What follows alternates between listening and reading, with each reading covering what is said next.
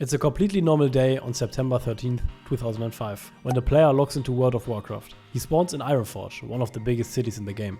A place that's normally packed with hundreds of players trading, chatting and showing off their gear. But today, the city is dead silent. The streets are covered in skeletons of dead players. And the few who are still alive are running for the city gates trying to get out. Millions of players are affected, and the developers have no idea how to stop it. A disease is spreading out through the game and nothing can hold it back. What happened here? And why are scientists using the exact scenario 15 years later to understand COVID?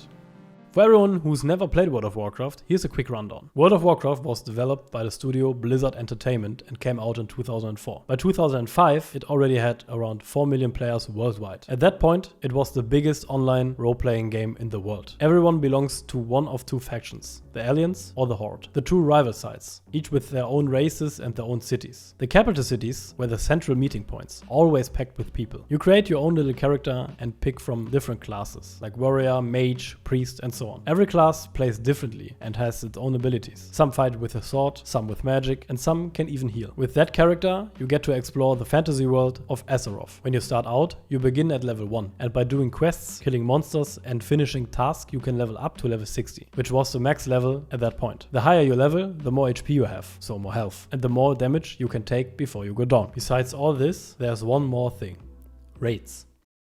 Raids are the biggest boss fights with the hardest endgame content. To play those, you can go in a group of 20 or even 40 players to take down the bosses together. On September 13, 2005, a new update dropped. Patch 1.7 goes live. And this patch brings a new raid zone with it. Zul'Gurub, a troll city in the jungle of Stranglethorn Vale. It is the first 20-player raid in the game. The final boss, Hakal the Soulflayer, a giant winged serpent, also known as the Blood God. This boss has a special attack, Corrupted Blood. Corrupted Blood is a debuff, so a negative effect that doesn't do all this damage at once, but takes away your health bit by bit. The nasty thing about Corrupted Blood wasn't just the damage it did, but the effect spread to every other player within 2 meters. The developers planned it so that this effect would only stay inside the raid. So once the raid is over, the effect wears off and everything is fine. And that worked without any problems. But there was one thing the developers hadn't thought of. In World of Warcraft, there were so-called pets, the players' companions. And among these pets, there were of course pets that could attack. Players could bring these pets out and put them away again whenever they wanted. And during the raid, they of course had their pets out to fight, which is how the pets got hit by the effect too.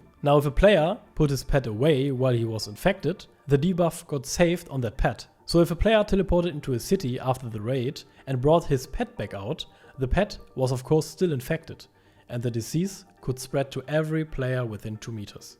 The pets didn't just infect players, but also the NPCs, the quest givers standing around in the cities. And here's the twist. NPCs don't die, so they became asymptomatic permanent carriers. Asymptomatic just means they got infected and could still spread it, but didn't show any symptoms themselves. Players teleport into the capital cities after the raid. Ironforge for the Aliens, Orgrimmar for the Horde. Places where hundreds of players are packed into the tightest space. Corrupted Blood spreads like a wildfire, jumping from one player to the next. And honestly, the only thing more contagious than this would be subscribing to Nostio or dropping a like on this video. Anyway, the biggest problem in the capital cities was that you couldn't fully recover without running into another NPC that was infected again too. You could only survive if you were either constantly healed or you got out of the infected zone. All the low-level players were of course dead instantly. The high-level players kept carrying the effect because they survived long enough to walk through cities. The most intense active phase lasted about a week. The first server resets contained the worst of it, but it kept flaring up, and the officially stated span goes all the way to October 8. But what actually happens when you die? When you turn into a ghost, you appear at the nearest graveyard, often far away from where you died. And now you've got two options. There is so-called a corpse run, which means you walk back as a ghost all the way to your body, and at that body you can respawn yourself. You come back with half your health, half your mana, and 10% durability loss on your gear. But there's a second option. You could respawn directly at the graveyard through the spirit healer. The only upside here is that you don't have to walk back. You instantly lose 25% durability on all your gear, which in the end also cost more gold to repair. There was also resurrection sickness, an illness that drops all your stats and your damage by 75%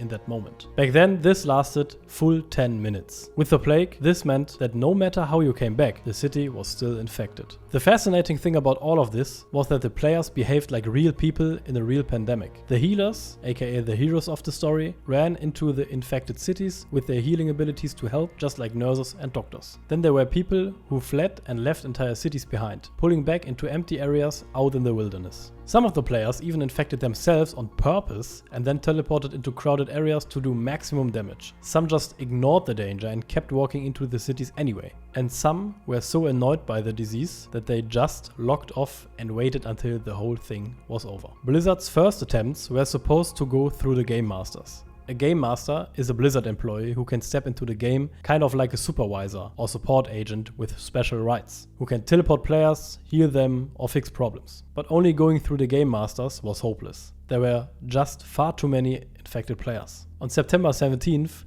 the first small hotfix went into the game. An emergency update that gets applied in the background without people having to re-download anything. And this update said, Hakar's spell, Corrupted Blood, can no longer exist outside of Zul'Gurub. But that didn't quite work, because the plague kept spreading through the NPCs and the pets. On the same day, a Blizzard employee named Zarek posted in the official World of Warcraft forum in full roleplay tone their medical staff was still working on a cure. When nothing worked anymore, Blizzard called for voluntary quarantine zones. You can picture it like this. Blizzard told the players to avoid certain areas and keep their distance from others, so the plague would die out. It wasn't a technical barrier that players couldn't get around, it was a request to the community to stay away on their own. Sadly, that failed too, because way too many didn't stick to it, and some even went there just to see the plague or to spread it on purpose. In the end, only one single solution was left, and that was a hard server reset. All servers got rolled back to the state before the plague. On October 8, the plague was finally over through these rollbacks, since every infected character and zone was simply reset. 2 days later, on October 10th, the patch came that closed the hole for good, so pets could no longer get infected. And that was it.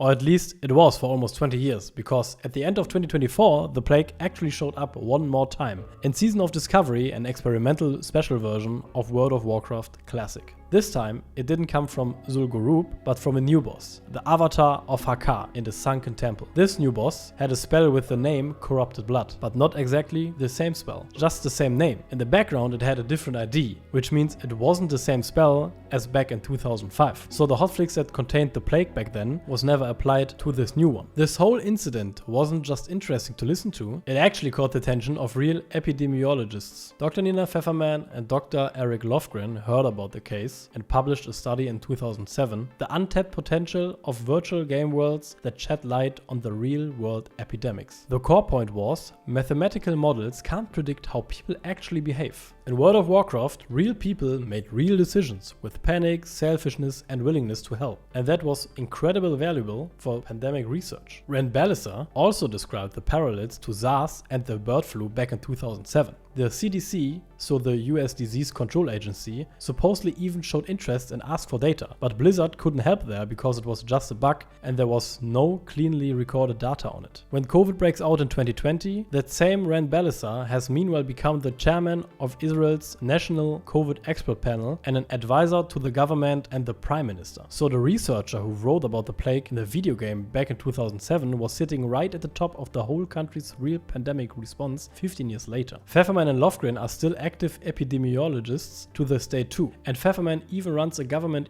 US research center for pandemic prediction. When COVID broke out, the two of them got interviewed by journalists and explained how much the corrupted blood experience shaped their entire thinking about pandemics. One criticism of their study was that infecting others on purpose wouldn't happen in real life. But Lofgren's answer was people who knowingly ignore that they could infect others are pretty close to infecting people on purpose. The way he put it was, minimizing the seriousness of something is sort of a real-world grieving. So the parallels to COVID and corrupted blood were crazy. In the end, the community's reaction was strangely positive.